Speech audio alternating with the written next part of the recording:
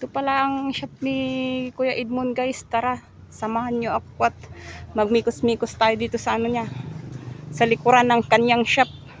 At ayan, ang mga nakahili-hilira pong mga mga yan oh. Dami. Oh, di ba? Sa mga gustong bumili at magpagawa. Yan, dyan. At pasensya na kayo guys at medyo may kalat-kalat lang ang likod dahil okay lang yan, normal lang yan dahil nga shop nga siya guys. At may mga gumaguma dyan ba. Ayan. Ang shop niya po ay nasa tapat lang po ng Paniki General Hospital. Yun. At yun na nga. At mayroon po kaming hinihintay ni Kuya Rick dahil mayroon daw silang kukunin na... Saan kayo pupunta?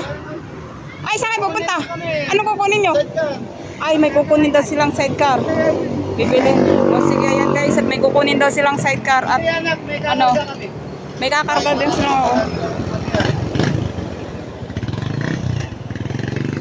May kakarga daw silang sidecar. Kaya, ayan. Ayun. Pinantahan na sila doon.